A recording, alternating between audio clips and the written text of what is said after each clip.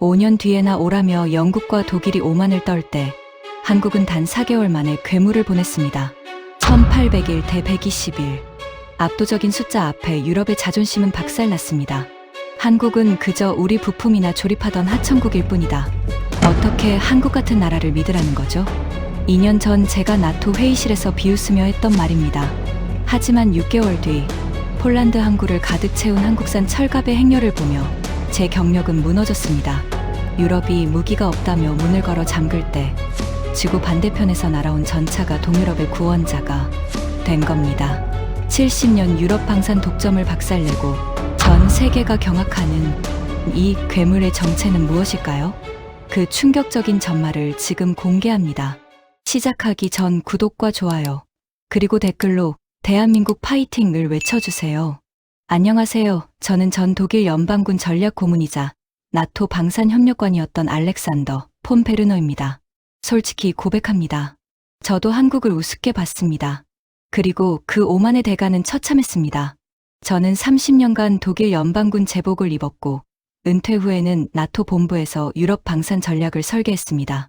저에게 브뤼셀의 나토 본부는 집보다 편안한 곳이었고 그곳에서 내리는 결정이 곧 세계 안보의 기준이라고 믿었습니다. 전쟁이 터지기 직전인 2021년 겨울 회의실의 풍경은 지금도 선명합니다.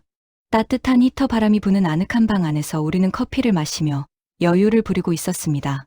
반면 테이블 맞은편에 앉은 폴란드와 에스토니아 대표들의 얼굴은 사색이 되어 있었습니다. 그들은 러시아 국경에서 감지되는 심상치 않은 움직임을 보고하며 당장 전차와 자주포를 보내달라고 호소했습니다. 그들의 목소리는 떨리고 있었지만 저는 그저 속으로 촌스럽다고 생각했습니다. 현대전은 미사일과 사이버전으로 끝나는 것이지 덩치 큰 전차가 진흙탕을 구르는 시대는 지났다고 확신했기 때문입니다.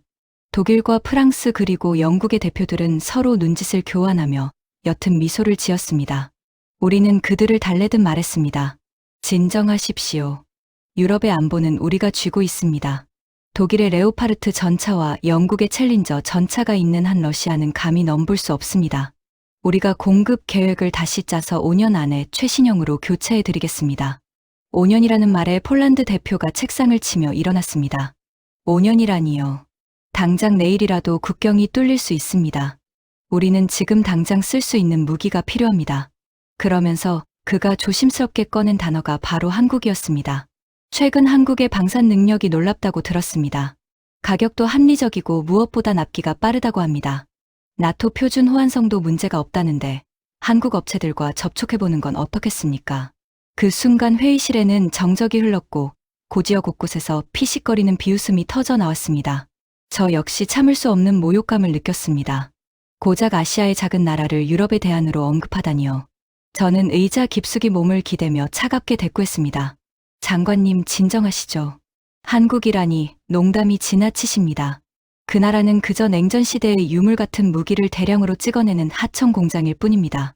그들이 만드는 전차나 자주포가 겉보기에는 그럴싸해 보일지 몰라도 그 안의 핵심 기술은 전부 우리 독일이나 영국 그리고 미국의 것을 베낀 겁니다. 저는 확신에 차서 말을 이어갔습니다. 한국은 독자적인 기술 철학이 없습니다. 그저 우리가 준 도면대로 조립이나 하는 수준이죠. 그런 이류 무기를 나토의 최전선에 배치한다고요. 그것이야말로 푸틴에게 약점을 보이는 꼴입니다. 우리 유럽의 명품 무기를 기다리십시오. 명품은 만드는데 시간이 걸리는 법입니다. 제 말에 영국 대표도 고개를 끄덕이며 거들었습니다. 맞습니다. 품질과 성능을 생각해야죠. 검증되지 않은 한국산 무기를 썼다가 전장에서 고장이라도 나면 누가 책임집니까? 폴란드 대표는 입술을 깨물며 자리에 앉았습니다. 그들은 아무 말도 하지 못했습니다. 당시만 해도 유럽의 방산 카르텔은 절대적이었고 감히 우리의 권위에 도전할 수 있는 나라는 없었으니까요. 우리는 그렇게 동유럽의 절박한 경고를 묵살했습니다. 전쟁의 먹구름이 머리 위까지 다가왔는데도 우리는 한국이라는 거대한 변수를 계산에 넣지 않았습니다.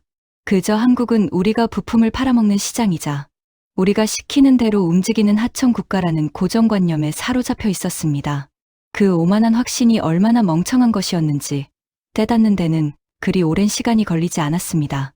나토 회의에서 동유럽 대표들을 쫓아내듯 돌려보낸 뒤 저는 묘한 불안감을 떨칠 수 없었습니다. 폴란드 대표가 마지막에 남긴 그 결연한 눈빛이 계속 마음에 걸렸기 때문입니다. 그들은 단순히 겁에 질린 것이 아니라 우리가 모르는 무언가를 확신하는 듯 했습니다. 그 불안을 잠재우기 위해 저는 직접 현장 실사를 나가기로 결심했습니다.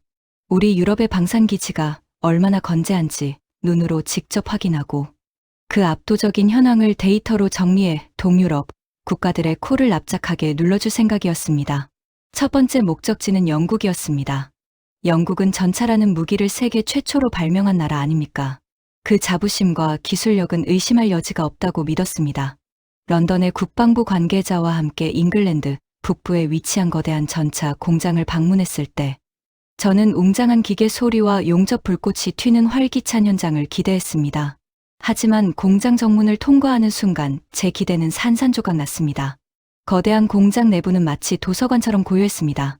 생산 라인이 있어야 할 자리에는 먼지 쌓인 기계들만 덩그러니 놓여 있었고 작업자들은 보이지 않았습니다. 제가 영국 측 안내원에게 물었습니다. 지금 휴식 시간입니까? 왜 이렇게 조용합니까? 안내원은 씁쓸한 표정으로 대답했습니다. 베르너 씨 오해하고 계시는군요. 우리는 지난 10년간 신규 전차를 단 한 대도 생산하지 않았습니다. 지금 이 공장은 기존에 만든 전차를 수리하거나 업그레이드하는 정비창으로 쓰이고 있습니다. 저는 제 귀를 의심했습니다. 영국의 전차 생산 라인이 멈췄다니요. 그렇다면 만약 지금 당장 전쟁이 터지면 어떻게 전차를 보급합니까? 안내원은 어깨를 으쓱하며 말했습니다. 창고에 보관된 예비 물량이 있습니다. 그리고 전쟁이 나면 다시 라인을 가동하면 되죠. 다만 숙련된 기술자들이 대부분 은퇴하거나 자동차 산업으로 이직해서 다시 사람을 모으고 교육하는데 최소 2년은 걸릴 겁니다. 2년이라니요. 저는 등골이 서늘해지는 것을 느꼈습니다. 하지만 애써 침착함을 유지했습니다. 영국은 해군과 공군이 강하니까 지상군은 좀 축소되었을 수도 있다고 합리화했습니다. 저는 급히 독일로 돌아왔습니다. 우리 독일은 다르다고 믿었습니다. 우리는 전차 군단의 후예이자 세계 최고의 명품 무기를 만드는 제조업 강국이니까요. 미넨 근교의 방산업체를 방문했을 때 저는 다행히 가동 중인 생산 라인을 볼 수 있었습니다. 하지만 그곳의 상황도 충격적이기는 마찬가지였습니다. 생산 속도가 너무 느렸습니다. 장인 정신이라고 포장되어 있었지만 실상은 수작업에 의존하는 비효율적인 공정이었습니다. 한 달에 고작 2대에서 3대의 전차가 만들어지고 있었습니다. 제가 공장장에게 물었습니다. 생산량을 10배로 늘리려면 얼마나 걸립니까? 공장장은 고개를 저으며 말했습니다. 불가능합니다. 핵심 부품을 공급하는 하청 업체들이 줄줄이 도산했습니다. 티타늄 가공 업체는 작년에 문을 닫았고 특수 렌즈를 만드는 회사는 의료기기 회사로 업종을 바꿨습니다. 지금 부품을 구하려면 주문하고 6개월을 기다려야 합니다. 저는 그제야 사태의 심각성을 깨달았습니다. 유럽의 방위산업은 거대한 공룡이 아니라 속이 텅 빈 박제였습니다. 효율성과 비용 절감이라는 명목하에 우리는 스스로 팔다리를 자르고 있었습니다. 평화가 영원할 것이라는 착각 속에 재고를 쌓아두는 것을 죄악시했고 필요한 만큼만 그때그때 생산하는 방식이 선진적이라고 믿었습니다. 사무실로 돌아와 기밀 문서를 열어보았습니다. 서류상으로 우리 독일군은 300대가 넘는 전차를 보유하고 있었습니다. 하지만 정비 일지를 꼼꼼히 뜯어보니 충격적인 진실이 드러났습니다. 부품이 없어서 멈춰선 전차가 절반이 넘었고 당장 시동을 걸고 포탄을 쏠 수 있는 전차는 100대도 채 되지 않았습니다. 포탄 비축량은 더 처참했습니다. 전면전이 벌어지면 고작 2일치 분량밖에 없었습니다. 2일이라니요. 러시아가 밀고 내려오면 우리는 주말도 넘기지 못하고 항복해야 한다는 뜻이었습니다. 그 순간 문득 한국 생각이 났습니다. 제가 회의실에서 비웃었던 그 나라 말입니다. 당시 제가 읽었던 보고서에는 한국에 대한 비판적인 내용이 있었습니다. 한국은 비효율적으로 과도한 생산 설비를 유지하고 있다. 냉전 시대처럼 막대한 재고를 쌓아두고 있으며 이는 경제적으로 큰 낭비다. 저는 그 보고서를 보며 코웃음 쳤었습니다. 미련한 친구들. 지금이 어떤 시대인데 아직도 공장을 20~4시간 돌린단 말인가. 전쟁은 버튼 하나로 끝나는 세상인데 무식하게 쇳덩이를 찍어내고 있군.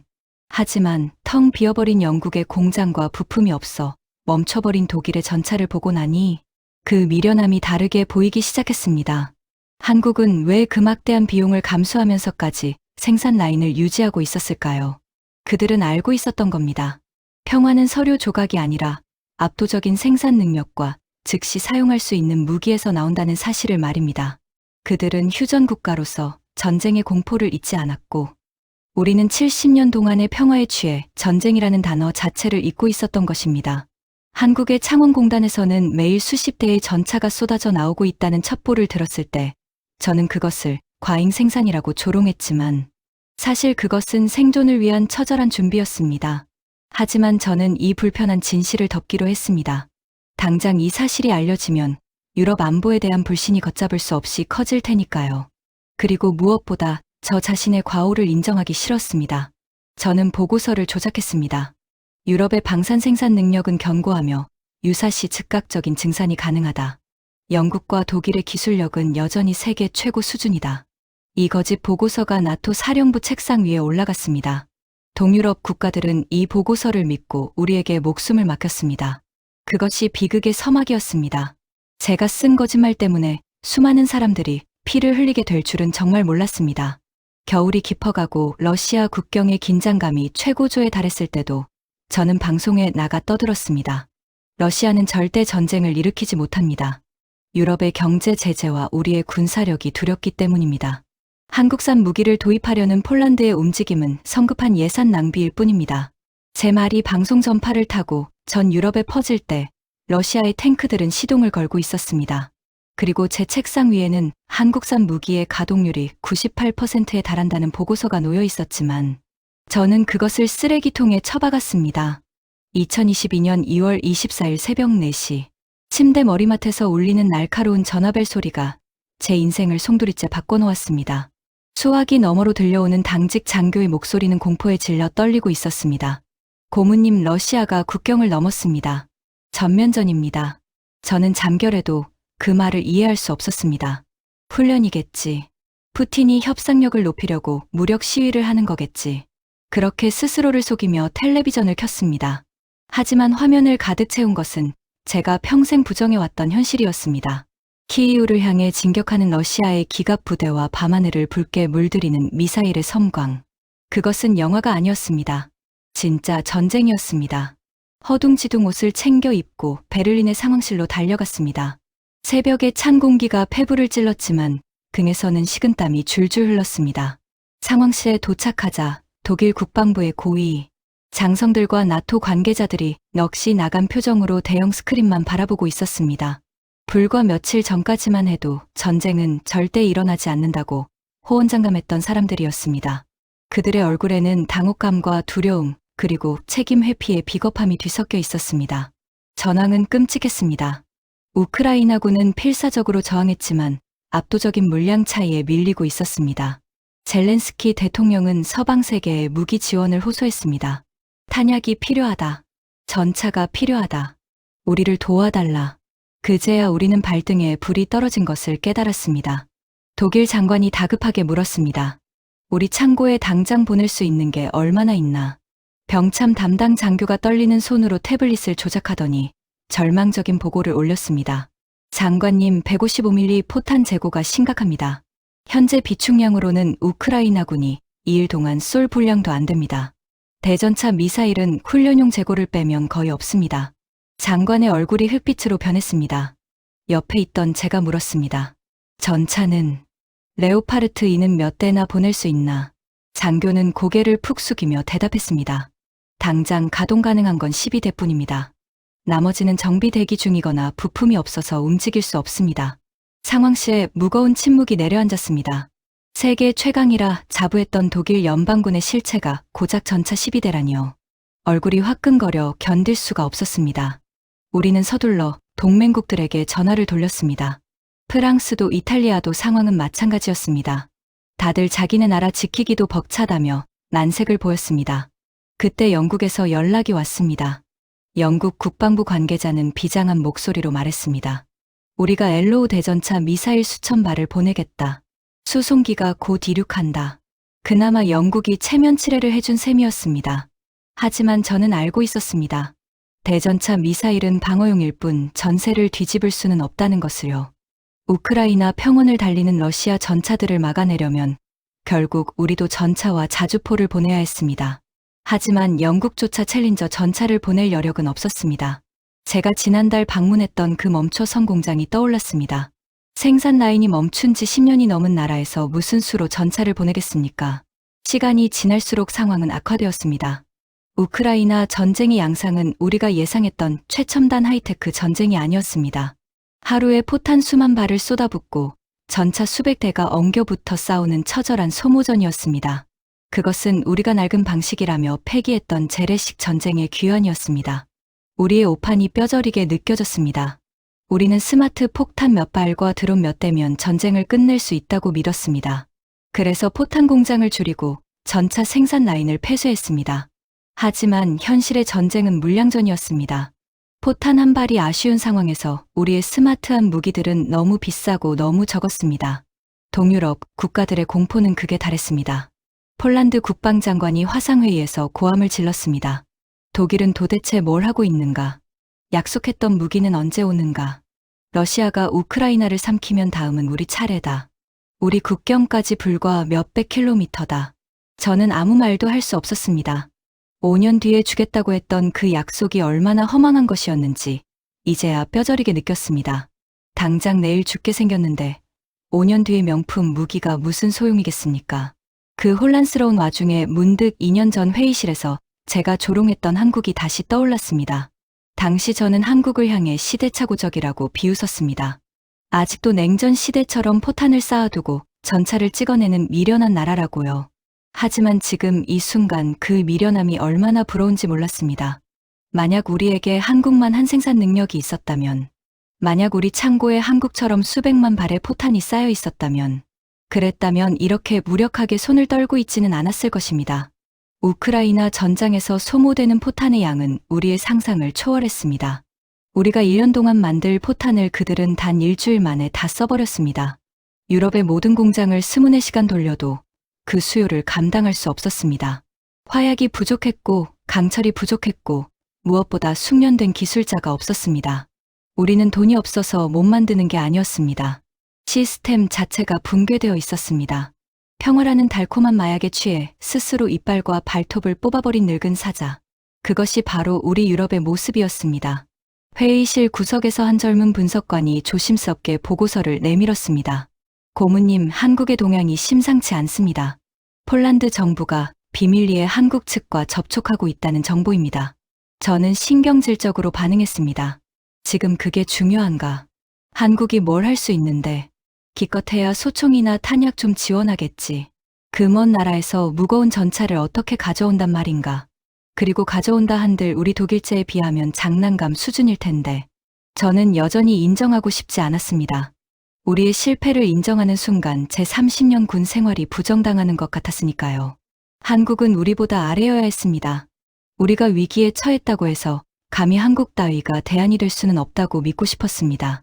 하지만 텔레비전 뉴스에서는 연일 우크라이나의 비극이 보도되었습니다. 파괴된 도시 울부짖는 아이들. 그 모든 것이 무기가 없어서 벌어진 일이었습니다. 그리고 그 무기를 제때 공급하지 못한 것은 바로 저 같은 전략가들의 책임이었습니다. 밤늦게 집으로 돌아와 위스키를 한 잔 들이켰습니다. 독한 술이 목을 타고 넘어갔지만 가슴 속의 답답함은 사라지지 않았습니다. 창밖으로 베를린의 평화로운 야경이 보였지만 그것은 언제 깨질지 모르는 살얼음판 같았습니다. 영국 총리가 의회에서 연설하는 모습이 텔레비전에 나왔습니다. 우리는 우크라이나를 끝까지 지지할 것입니다. 자유민주주의를 수호하기 위해 모든 노력을 다할 것입니다. 화려한 미사여구였지만 저는 그 말 뒤에 숨겨진 공허함을 알고 있었습니다. 줄 수 있는 게 말뿐인 무력함. 그것이 70년 방산 종주국들의 초라한 현주소였습니다. 그날 밤 저는 악몽을 꾸었습니다. 러시아의 전차들이 베를린의 브란덴부르크 문을 밀고 들어오는데 우리 군인들은 빈 총을 들고 서 있는 꿈이었습니다. 식은땀을 흘리며 깨어났을 때 저는 직감했습니다. 이 전쟁은 우리가 알던 모든 질서를 무너뜨릴 것이라고. 그리고 그 폐허 위에서 우리가 무시했던 누군가가 새로운 주인공으로 등장할지도 모른다는 불길한 예감이 들었습니다. 우크라이나 전쟁 개전 2개월 후인 2022년 4월 우리는 나토 동맹국들을 베를린으로 불러 모았습니다. 더 이상 무기 지원을 미룰 수 없는 상황에서 독일과 영국이 야심차게 준비한 해결책을 내놓는 자리였습니다. 이름하여 링스왑 프로그램이었습니다. 개념은 그럴싸했습니다. 폴란드나 체코 같은 동유럽 국가들이 자신들이 보유한 구소련제 전차 T-71을 우크라이나에 보내면 우리 서유럽이 최신형 전차인 독일제 레오파르트와 영국제 챌린저로 그 빈자리를 채워주겠다는 것이었습니다. 동유럽 대표들은 기대에 찬 눈빛으로 우리를 바라보았습니다.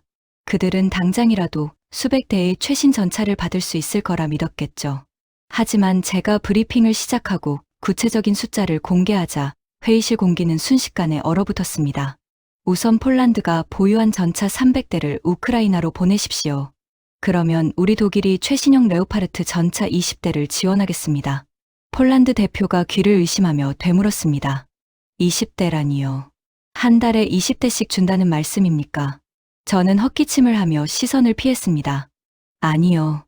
총 20대입니다.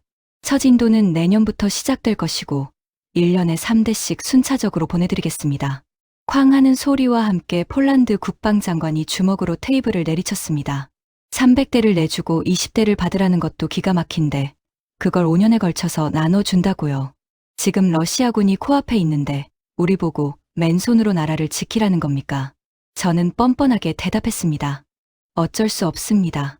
현재 독일과 영국의 생산 라인으로는 그게 최선입니다. 명품 무기를 만들려면 시간이 필요합니다. 5년만 버티시면 세계 최고의 전차를 갖게 될 겁니다. 우리가 만드는 전차는 단순한 기계가 아니라 예술품에 가깝습니다. 그런 무기를 햄버거처럼 뚝딱 만들어낼 수는 없는 노릇 아닙니까? 그것은 협상이 아니라 통보였습니다. 영국 대표 역시 거들었습니다. 우리 영국도 챌린저 전차를 주고 싶지만 예비 부품이 없어서 당장은 14대밖에 못 보냅니다. 동유럽 친구들이 이해해줘야 합니다. 이게 바로 유럽의 연대 아니겠습니까? 우리가 가진 것이 없는데 어떻게 더 주겠습니까? 있는 것 없는 것 다 털어서 드리는 겁니다. 연대라는 단어가 그토록 역겹게 들린 적은 없었습니다. 동유럽 대표들의 얼굴에는 분노를 넘어선 살기가 감돌았습니다. 체코 대표가 떨리는 목소리로 말했습니다. 당신들은 우리를 방패막이로 쓸 생각이군요. 우크라이나와 우리 동유럽이 러시아와 싸우다 다 죽어갈 때 서유럽은 뒤에서 안전하게 돈이나 세겠다는 거 아닙니까? 300대를 주고 20대를 받으라니 이건 사기나 다름없습니다. 저는 냉정하게 말했습니다. 말 조심하십시오. 우리가 제공하는 기술력은 당신들이 쓰던 고철덩어리와는 차원이 다릅니다. 1대의 레오파르트가 10대의 T-71을 상대할 수 있습니다. 그러니 20대면 충분한 보상이 됩니다. 5년을 기다릴 가치가 충분합니다. 싫으면 관두십시오. 대안은 없을 테니까요. 그때까지만 해도 저는 정말로 그들에게 대안이 없다고 믿었습니다. 미국은 중국을 견제하느라 바빴고 다른 유럽 국가들은 우리 눈치를 보고 있었으니까요. 동유럽이 아무리 화를 내도 결국 우리 바짓가랑이를 붙잡고 내달릴 수밖에 없을 거라 확신했습니다. 이것이 바로 독점 기업의 횡포이자 강자의 오만이었습니다. 우리는 그들의 안보 불안을 이용해 재고를 처리하고 미래의 시장까지 독점하려는 계산을 하고 있었습니다. 회의는 파행으로 끝났습니다. 폴란드 대표단은 자리를 박차고 나가며 마지막 말을 남겼습니다. 우리는 더 이상 당신들의 기만을 참지 않겠습니다. 우리는 스스로 살 길을 찾겠습니다. 당신들은 오늘 가장 충실한 고객이자 방패였던 친구를 잃은 겁니다. 저는 그 말을 비웃었습니다. 살 길이라니요. 기껏해야 미국에 가서 중고 무기나 구걸하겠지 싶었습니다. 하지만 그들이 향한 곳은 미국이 아니었습니다. 바로 제가 그토록 무시했던 한국이었습니다. 며칠 뒤 정보국에서 긴급 보고가 들어왔습니다. 폴란드 국방부 장관이 급비리에 한국행 비행기에 올랐다는 소식이었습니다. 저는 코웃음을 쳤습니다. 쇼를 하는군. 우리 보라고 시위하는 거야. 한국까지 가서 뭘 어쩌겠다는 거지. 한국도 우리처럼 생산 라인이 꽉 차 있을 텐데. 기껏해야 소총 몇만 정 사오겠지. 그 먼 아시아에서 무거운 전차를 가져오려면 운송비만 해도 천문학적일 텐데. 계산이 안 되나 보군. 하지만 정보국 요원의 표정은 심각했습니다. 고문님 첩보에 따르면 폴란드가 요구하는 수량이 심상치 않습니다. 전차 1000대 자주포 670문입니다. 저는 마시던 커피를 뿜을 뻔했습니다. 1000대. 미쳤군. 전 세계 어디에도 그 물량을 소화할 수 있는 나라는 없어. 미국도 10년은 걸릴 물량이야. 한국이 무슨 마법사라도 된답니까? 지금 장난하는 겁니까? 저는 확신했습니다. 이 협상은 100% 결렬될 것이라고요. 한국이 아무리 제조업이 강하다 해도 그건 불가능한 숫자였습니다. 저는 동료들에게 농담을 던졌습니다. 두고 보게. 빈손으로 돌아와서 우리에게 다시 20대라도 달라고 빌게 될 테니 그때는 가격을 2배로 불러야겠어. 저들이 현실을 깨닫고 나면 다시 우리 독일제 무기 앞에 줄을 서게 될 거야. 우리는 낄낄대며 웃었습니다. 동유럽의 절박함을 비즈니스의 기회로만 여겼던 우리는 그 시각 한국 창원 공장의 불이 24시간 꺼지지 않고 있다는 사실을 까맣게 몰랐습니다.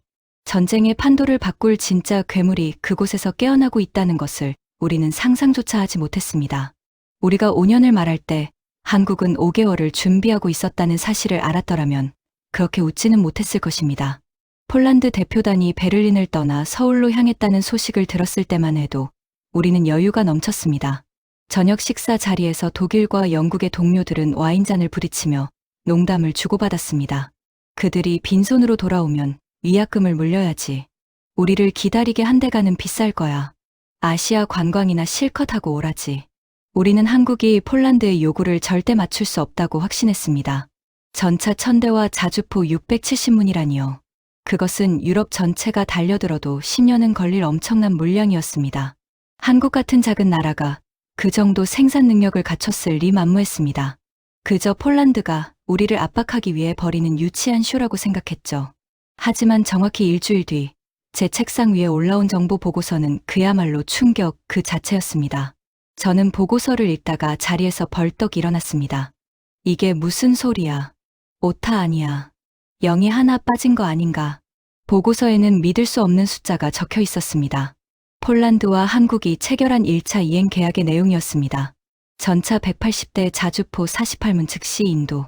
즉시 인도라는 단어가 제 눈을 찔렀습니다. 우리는 20대를 주는데 5년이 걸린다고 했는데 한국은 180대를 당장 보내겠다는 것이었습니다. 더 놀라운 것은 구체적인 납기 일정이었습니다. 계약 체결 후 120일 이내 1차 물량 도착. 저는 헛웃음을 터뜨렸습니다. 4개월 만에 전차를 보내겠다고요. 이건 명백한 사기였습니다. 전차는 빵이 아닙니다. 복잡한 전자 장비와 특수합금, 그리고 정밀한 엔진이 결합된 하이테크 기계입니다. 주문을 받고 부품을 모으는 데만 6개월이 걸리는 것이 상식이었습니다. 저는 즉시 영국 국방부의 분석관에게 전화를 걸었습니다. 그 역시 흥분한 목소리였습니다. 베르너, 이 소식 들었나? 한국이 미친 게 분명해. 4개월이라니. 재고를 보내는 건가? 제가 대답했습니다. 아니야. 첩보에 따르면 한국 육군이 쓸 물량을 빼서 보내는 것도 있지만 대부분은 새로 생산해서 보낸다는군. 그게 물리적으로 가능한가? 영국 분석관이 코웃음을 쳤습니다. 절대 불가능해. 100% 위약금을 물게 될 거야. 한국이 수주 욕심에 눈이 멀어 거짓말을 한 거지. 폴란드는 곧 땅을 치고 후회하며 우리에게 돌아올 거야. 우리는 서로를 안심시켰습니다. 우리의 상식으로는 도저히 이해할 수 없는 속도였으니까요. 하지만 며칠 뒤 정보국에서 입수한 위성사진 한 장이 우리를 침묵하게 만들었습니다. 그것은 한국의 남쪽 항구 도시 창원에 위치한 방산공단 사진이었습니다. 밤 12시가 넘은 시각이었지만 공장은 대낮처럼 환하게 불이 켜져 있었습니다. 열화상 카메라로 찍은 사진에는 공장 굴뚝에서 뿜어져 나오는 엄청난 열기가 붉게 표시되어 있었습니다. 보고서의 주석에는 이렇게 적혀 있었습니다. 한국의 주요 방산 공장들은 현재 3교대 24시간 풀가동 체제에 돌입했음. 주말과 휴일 반납, 협력업체 천여 곳이 동시에 부품을 공급 중. 저는 사진을 멍하니 바라보았습니다. 유럽에서는 사라진 풍경이었습니다. 독일과 영국의 공장은 오후 5시면 칼같이 퇴근했고 주말에는 기계가 멈췄습니다. 노동법과 인권 그리고 워라밸을 중시하는 우리에게 24시간 공장은 야만적인 과거의 유물처럼 여겨졌습니다. 하지만 전쟁이라는 비상 상황에서 그 야만은 가장 강력한 무기가 되고 있었습니다. 우리는 70년 동안 평화라는 온실 속에 살면서 제조업의 야성을 잃어버렸던 것입니다. 더욱 무서운 것은 한국의 생태계였습니다. 우리는 전차 한 대를 만들려면 특수 강철은 스웨덴에서, 렌즈는 중국에서, 티타늄은 러시아에서 가져와야 했습니다. 공급망이 전 세계에 흩어져 있어 하나만 막혀도 생산이 중단되었죠. 하지만 한국은 달랐습니다. 철강부터 반도체 엔진 변속기까지 전차 생산에 필요한 모든 것이 반경 100km 안에서 해결되고 있었습니다. 세계적인 철강 회사가 공장 바로 옆에서 특수 강판을 찍어내고 있었고, 전자 회사들은 최첨단 사격 통제 장치를 공급했습니다. 그것은 완벽하게 수직 계열화된 거대한 요새였습니다. 나토 회의실의 분위기는 급변했습니다. 처음에는 한국의 계약을 비웃던 사람들이 이제는 두려움을 느끼기 시작했습니다. 프랑스 대표가 심각한 표정으로 말했습니다. 만약 한국이 진짜로 약속을 지킨다면 유럽 방산 시장은 끝장입니다.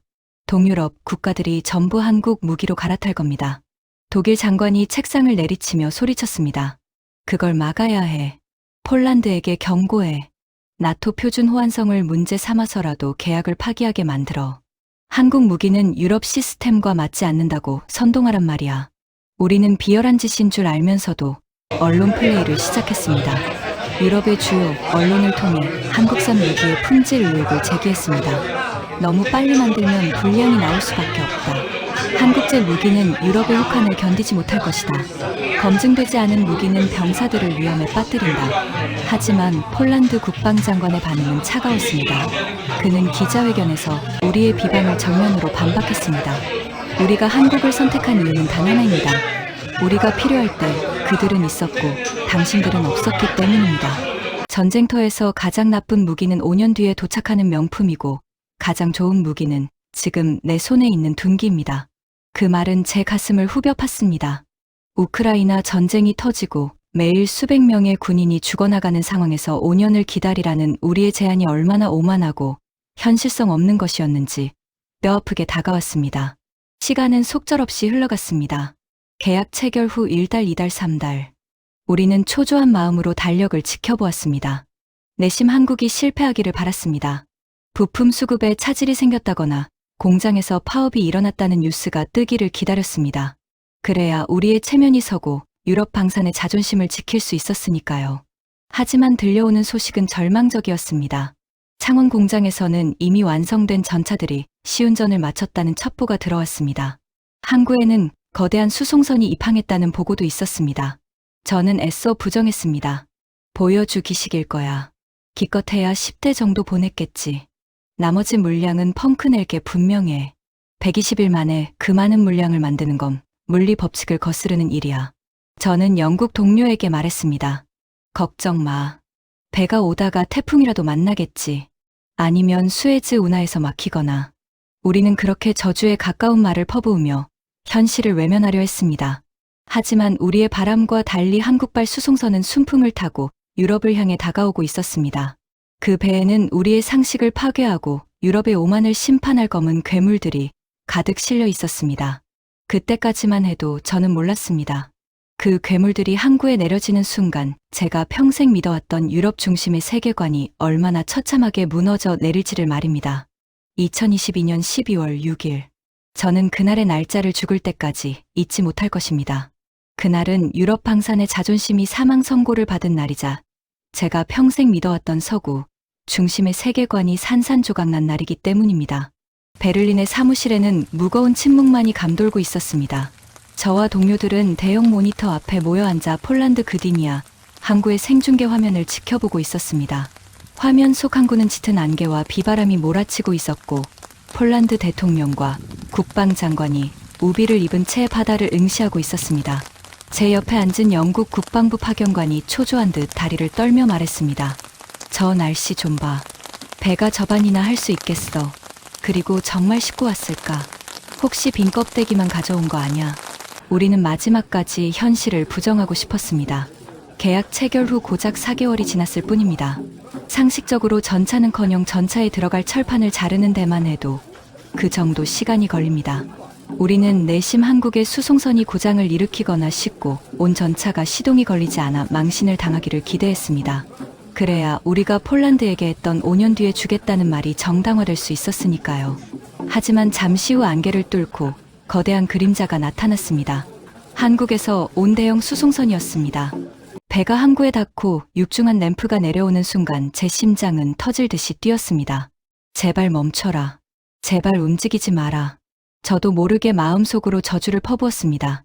하지만 그 저주가 무색하게 배 안쪽에서 우렁찬 엔진 소리가 들려왔습니다. 그리고 마침내 검은색 위장 도색을 한 강철 괴물이 모습을 드러냈습니다. K 흑표 전차였습니다. 1대, 2대, 3대. 끝이 아니었습니다. 그 뒤를 이어 K9 자주포들이 줄지어 내려왔습니다. 10대, 24대. 항구의 광장이 순식간에 한국산 무기들로 가득 찼습니다. 그것은 모형이나 훈련용 장비가 아니었습니다. 포시는 당장이라도 불을 뿜을 듯 위협적이었고 무한궤도는 빗물에 젖은 아스팔트를 힘차게 지식였습니다. 화면 속 폴란드 대통령의 얼굴에는 환희가 가득했습니다. 그는 비를 맞으면서도 전차를 어루만지며 감격스러워했습니다. 그 모습을 보는 순간 저는 망치로 머리를 얻어맞은 듯한 충격을 받았습니다. 어떻게 이게 가능하지? 도대체 무슨 짓을 한 거야? 사무실의 영국 동료는 입을 벌린 채 말을 잇지 못했습니다. 우리는 알고 있었습니다. 저 무기들이 지구 반대편에서 왔다는 사실을요. 10,000km가 넘는 바닷길을 건너왔음에도 불구하고 전차들은 흠집 하나 없이 완벽한 상태였습니다. 보통 독일이나 영국에서 전차를 다른 나라로 보낼 때는 온갖 절차와 서류 작업 때문에 선적에만 이달이 걸립니다. 그런데 한국은 생산부터 테스트, 선적, 운송하여까지 이 모든 과정을 단 4개월 만에 끝낸 것입니다. 이것은 단순한 속도의 문제가 아니었습니다. 우리가 상상조차 할 수 없는 완벽한 병참 시스템과 행정 효율성을 증명한 것이었습니다. 화면 속에서 폴란드 국방장관이 마이크를 잡았습니다. 그의 목소리는 전 유럽에 생중계되었습니다. 우리는 오랫동안 기다려왔습니다. 누군가는 우리에게 5년을 기다리라고 했습니다. 누군가는 우리에게 줄 무기가 없다고 했습니다. 하지만 한국은 약속했습니다. 그리고 그 약속을 지켰습니다. 오늘 도착한 이 전차들은 단순한 강철이 아닙니다. 이것은 폴란드의 안보이자 동유럽의 평화입니다. 그 연설은 저를 향한 사형 선고나 다름없었습니다. 5년을 기다리라고 했던 누군가가 바로 저였으니까요. 얼굴이 뜨거워 견딜 수가 없었습니다. 저는 황급히 모니터를 꺼버리고 싶었지만 손가락 하나 까딱할 수 없었습니다. 더욱 충격적인 것은 그 다음이었습니다. 한국 기술진들이 현장에서 전차를 점검하는 모습이 보였습니다. 그들의 움직임은 군더더기 없이 빨랐습니다. 매뉴얼을 뒤적거리는 우리 유럽 기술자들과는 달랐습니다. 그들은 기계화한 몸이 된 듯 능숙하게 전차를 다루었고 폴란드 군인들에게 조작법을 설명하고 있었습니다. 그날 저녁 베를린의 분위기는 초상집 같았습니다. 독일 국방부 장관은 긴급회의를 소집했습니다. 어떻게 된 건가? 분석관들 설명해 보게. 한국은 도깨비 방망이라도 가지고 있는 건가? 어떻게 4개월 만에 저런 물량을 쏟아낼 수 있지? 제가 떨리는 목소리로 대답했습니다. 장관님, 우리가 틀렸습니다. 한국은 단순히 공장을 돌린 게 아닙니다. 그들은 전쟁을 대비해 50년 동안 준비해 온 나라입니다. 부품 공급망이 완벽하게 내재화되어 있습니다. 우리는 나사 하나를 구하려고 이탈리아에 주문을 넣을 때 그들은 옆 공장에서 가져옵니다. 우리는 노조와 협상하느라 라인을 멈출 때 그들은 특근을 해서라도 납기를 맞춥니다. 회의실 한쪽에서 누군가 한숨을 쉬며 말했습니다. 폴란드 여론이 심상치 않습니다. 독일은 배신자고 한국은 구세주라는 말이 돌고 있습니다. 심지어 루마니아와 핀란드, 노르웨이까지 한국 무기에 관심을 보이고 있습니다. 그것은 현실이었습니다. 한국의 K 전차와 K9 자주포가 폴란드 항구에 내리는 그 장면 하나로 게임은 끝났습니다. 100마디 말보다 강력한 것은 눈앞에 있는 실물이었습니다. 러시아의 위협에 떨고 있던 동유럽 국가들에게 5년 뒤의 카탈로그는 휴지 조각이었고 당장 항구에 도착한 한국 무기는 신의 선물이었습니다. 며칠 뒤 영국 정보국에서 추가 보고가 들어왔습니다. 베르너, 이 소식 들으면 기절할 거야. 폴란드에 도착한 전차들이 바로 사격장으로 이동했는데 명중률이 100%였대. 심지어 폴란드 군인들이 처음 몰아보는 건데도 조작이 너무 쉬워서 금방 적응했다고 하더군. 저는 허탈한 웃음을 지었습니다. 품질 문제로 트집을 잡으려던 계획도 물거품이 되었군. 네, 그렇습니다. 우리는 한국 무기가 빨리 만든 만큼 분량이 많을 거라고 선동하려 했습니다. 하지만 현장의 평가는 정반대였습니다. 혹독한 겨울 날씨에도 엔진은 한 번에 시동이 걸렸고 거친 진흙탕도 문제없이 주파했습니다. 그것은 명품이라고 자부하던 독일제 전차보다 더 튼튼하고 실전적이었습니다. 우리는 한국을 카피캣이라고 비하했지만 사실 그들은 우리보다 진보해 있었습니다. 우리는 복잡하고 비싸고 예민한 무기를 만들었지만 한국은 튼튼하고 강력하고 무엇보다 필요한 때에 존재하는 무기를 만들었습니다. 그디니아, 항구의 충격은 단순히 무기 몇 대가 도착한 사건이 아니었습니다. 그것은 70년 동안 유럽이 독점해 온 안보 시장의 권력이 아시아의 작은 나라로 넘어가는 역사적인 순간이었습니다. 저는 창밖을 바라보며 생각했습니다. 우리는 전쟁을 잊고 살았지만 한국은 전쟁을 기억하고 살았다. 그 차이가 오늘의 결과를 만들었다. 하지만 이것이 끝이 아니었습니다. 한국이 가져온 진짜 충격은 전차 1000대가 아니었습니다. 그들은 무기 상자 속에 우리 유럽은 상상도 할 수 없는 금단의 열매를 숨겨왔습니다. 그것은 바로 우리 서유럽이 동유럽을 영원히 통제하기 위해 절대 주지 않았던 그것, 기술 자립이라는 선물이었습니다. 항구에 도착한 전차들을 보며 환호하는 폴란드 대통령의 손에는 한국이 건넨 두툼한 계약서가 들려 있었습니다. 그 계약서의 뒷장에 적힌 조항을 알게 되었을 때 저는 비로소 깨달았습니다. 우리는 단순히 시장을 뺏긴 게 아니라 미래를 뺏겼다는 사실을 말입니다. 폴란드 그디니아 항구의 충격이 채 가시기도 전인 2023년 초 저는 나토 본부에서 열린 긴급 대책회의에 참석했습니다. 회의의 주제는 동유럽 방산 시장의 이탈 방지였습니다. 하지만 회의실의 분위기는 이전과 완전히 달랐습니다. 예전에는 우리가 큰 소리를 치고 동유럽 대표들이 고개를 숙였지만 이제는 우리가 그들의 눈치를 살펴야 했습니다. 회의 도중 프랑스 국방부 관계자가 떨리는 손으로 문건 하나를 테이블 위에 올렸습니다. 폴란드와 한국이 맺은 2차 이행 계약의 세부 조항이 담긴 첩보 문서였습니다. 이것 좀 보십시오. 단순히 전차를 사오는 게 아닙니다. 이건 미친 짓입니다. 저는 서류를 넘겨받았습니다. 깨알 같은 조항들을 읽어내려가던 제 동공이 심하게 흔들렸습니다. 그곳에는 유럽 방산 업체들이라면 절대 서명하지 않았을 금기의 단어들이 적혀 있었습니다. 기술 이전, 현지 생산, 지리적 재산권 공유. 저는 숨이 턱 막혔습니다. 이게 사실입니까? 한국이 정말 전차 설계도를 폴란드에 넘기겠다고 했습니까? 프랑스 관계자가 침통한 표정으로 고개를 끄덕였습니다. 네, 그렇습니다. 총 1000대의 전차 중 180대는 한국에서 가져오지만 나머지 820대는 폴란드 현지 공장에서 생산한다고 합니다. 단순 조립이 아닙니다. 핵심 부품인 장갑재와 전자장비까지 폴란드 기술진이 직접 만들 수 있도록 한국이 라이선스를 제공하기로 했습니다. 옆에 있던 영국 대표가 비명을 지르듯 소리쳤습니다. 말도 안 됩니다. 그건 자살 행위입니다. 기술을 넘겨주면 나중에 폴란드가 우리 경쟁자가 될 텐데 한국은 장사할 줄도 모르는 겁니까?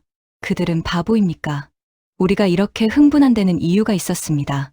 지난 70년 동안 서유럽이 동유럽을 지배해 온 핵심 수단은 바로 기술 통제였기 때문입니다. 우리는 이것을 블랙박스 정책이라고 불렀습니다. 우리는 폴란드나 체코에 무기를 팔 때 절대 핵심 기술을 알려주지 않았습니다. 엔진이 어떻게 작동하는지, 사격 통제 장치의 알고리즘이 무엇인지 철저히 비밀에 붙였습니다. 정비 매뉴얼조차 가장 기본적인 것만 제공했습니다. 그래야 전차가 고장났을 때 우리 기술자를 부를 수밖에 없고 부품 하나를 갈아 끼우는데 수천만 원을 청구할 수 있었으니까요. 그것은 일종의 노예의 계약이었습니다. 무기를 파는 순간부터 그 나라는 우리의 영원한 고객이자 인질이 되는 구조였습니다. 우리는 물고기를 팔았지 절대 낚시하는 법을 가르쳐주지 않았습니다. 그것이 우리의 밥줄이었으니까요. 그런데 한국이 그 금기를 깨버린 것입니다. 한국은 물고기를 주는 것을 넘어 폴란드에게 최신형 낚싯대를 쥐어주고 낚시하는 법까지 가르치고 있었습니다. 계약서에는 폴란드 엔지니어 수백 명을 한국으로 초청해 기술 교육을 실시한다는 내용도 포함되어 있었습니다. 독일 국방부 장관이 머리를 감싸쥐며 탄식했습니다. 이제 끝났군. 폴란드가 자체 생산 능력을 갖추게 되면 더 이상 독일제 전차를 살 이유가 없어. 아니, 오히려 폴란드가 만든 전차가 우리 시장을 잠식할 거야. 루마니아도 슬로바키아도 전부 폴란드 공장에서 만든 전차를 사게 되겠지. 그의 말은 정확했습니다. 한국의 전략은 단순히 무기를 파는 것이 아니라 폴란드를 유럽의 생산 거점으로 만드는 것이었습니다. 이것은 우리가 상상조차 하지 못한 거대한 그림이었습니다. 며칠 뒤 저는 확인을 위해 폴란드 국방부의 지인인 안나를 만났습니다.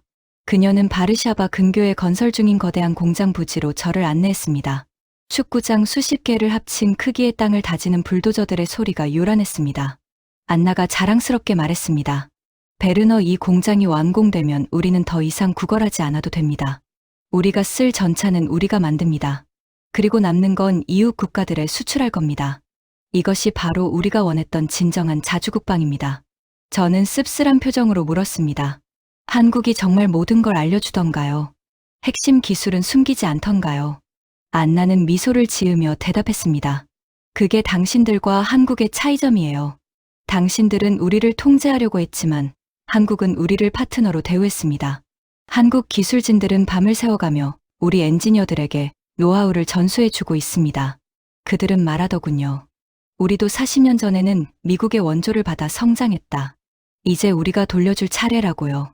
저는 그 말을 듣고 망치로 얻어맞은 기분이었습니다.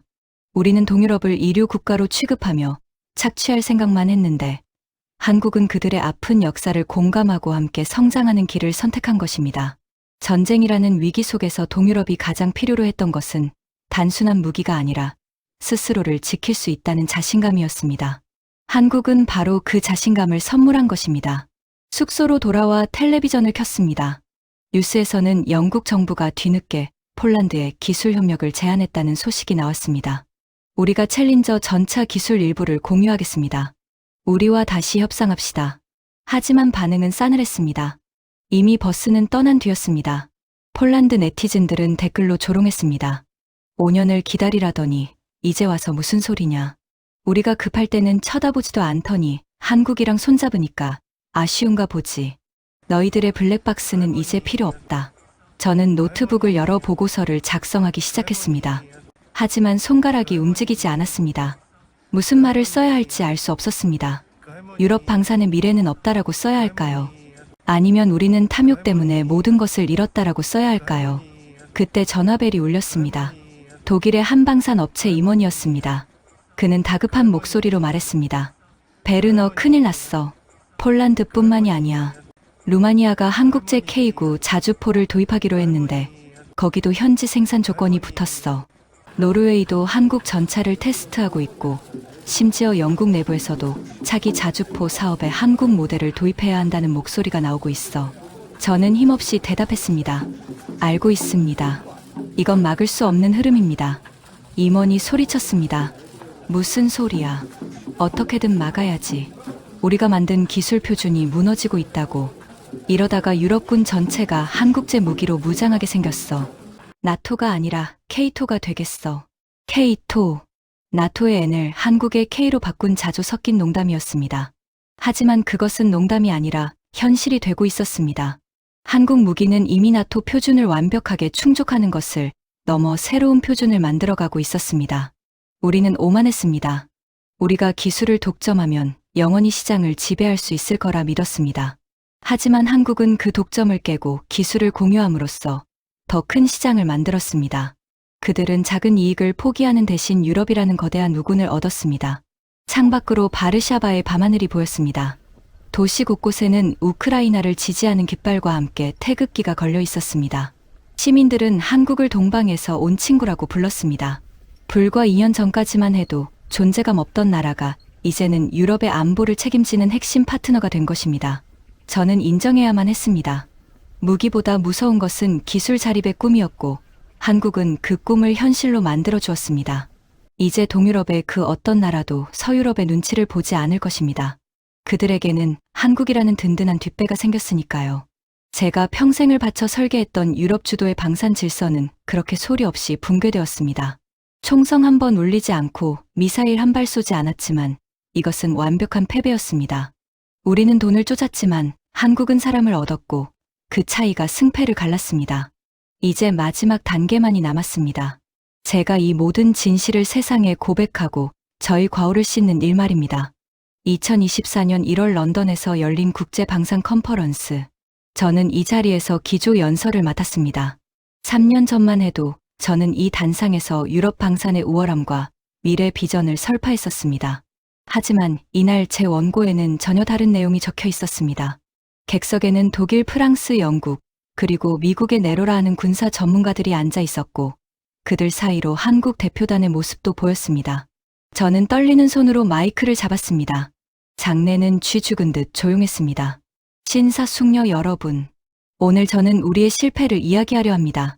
객석에서 웅성거리는 소리가 들렸습니다. 저는 말을 이었습니다. 우리는 지난 70년 동안 착각 속에 살았습니다. 우리가 만든 무기가 세계 최고이며 우리의 시스템이 글로벌 표준이라고 믿었습니다. 동유럽은 영원히 우리의 고객일 것이며 아시아는 그저 우리의 하청 공장일 뿐이라고 생각했습니다. 하지만 우크라이나 전쟁은 그 모든 것이 오만이었음을 증명했습니다. 저는 스크린에 그래프 하나를 띄웠습니다. 한국 방산 수출액의 수직 상승을 보여주는 그래프였습니다. 보십시오. 이 가파른 곡선은 단순히 한국이 돈을 많이 벌었다는 뜻이 아닙니다. 이것은 세계 안보의 중심축이 대서양에서 태평양으로 이동했다는 증거입니다. 폴란드, 핀란드, 노르웨이, 루마니아, 호주. 자유진영의 최전선 국가들이 이제는 우리가 아닌 한국을 선택하고 있습니다. 저는 잠시 숨을 고르고 객석에 앉아 있는 영국 국방부 장관을 바라보았습니다. 우리는 왜 패배했습니까? 기술이 부족해서입니까? 자본이 없어서입니까? 아닙니다. 우리는 절박함이 없었기 때문입니다. 우리는 평화라는 이름의 나태함에 빠져 생산 라인을 멈췄고 효율성이라는 핑계로 재고를 비웠습니다. 하지만 한국은 달랐습니다. 그들은 휴전 중인 국가로서 언제든 전쟁이 일어날 수 있다는 긴장감을 잃지 않았습니다. 그 절박함이 4개월 만에 전차를 만들어내는 기적을 만든 것입니다. 제 목소리가 조금씩 높아졌습니다. 우리는 동유럽을 통제하려 했지만 한국은 그들을 존중했습니다. 우리는 기술을 숨겼지만 한국은 기술을 나눴습니다. 우리는 5년을 기다리라고 했지만 한국은 지금 당장 주었습니다. 이것이 우리가 한국에게 모든 것을 패배한 이유입니다. 우리는 장사꾼이었지만 그들은 진정한 안보 파트너였습니다. 연설이 끝나자 묘한 정적이 흘렀습니다. 누구도 쉽게 박수를 치지 못했습니다. 너무나 뼈아픈 진실이었기 때문입니다. 하지만 잠시 후 한국 대표단 쪽에서 박수가 터져 나왔고 이내 객석 전체가 기립박수로 화답했습니다. 그것은 유럽의 패배를 인정하는 동시에 새로운 챔피언에 대한 예우였습니다. 컨퍼런스가 끝나고 로비에서 영국 장군 한 분이 제게 다가왔습니다. 그는 씁쓸한 표정으로 말했습니다. 베르너, 자네 말이 맞네. 우리 영국 육군의 차기 자주포 사업도 결국 한국의 K9로 결정될 것 같네. 우리 자존심이 허락하지 않아서 끝까지 버텼지만 성능도 가격도 납기도 한국을 이길 수가 없어. 심지어 우리 병사들이 한국 장비를 더 좋아한다네. 저는 고개를 끄덕였습니다. 인정하십시오, 장군님. 이제는 배워야 할 때입니다. 100년 전에는 우리가 그들에게 기계를 가르쳤지만 이제는 우리가 그들에게 제조업의 정신을 다시 배워야 합니다. 집으로 돌아오는 비행기 안에서 저는 창밖을 바라보며 깊은 생각에 잠겼습니다. 세계는 변했습니다. 과거 서유럽 열강들이 주도하던 질서는 무너졌습니다. 그 빈자리를 채운 것은 군사력으로 남을 위협하는 패권국이 아니라 제조업과 기술력, 그리고 신뢰를 바탕으로 평화를 지키는 한국이라는 나라였습니다. 이제 유럽의 그 어떤 나라도 한국을 무시하지 못합니다. 독일의 유명 군사 잡지는 최근호 표지에 K 전차를 싣고 유럽을 구한 철의 기사라는 제목을 달았습니다.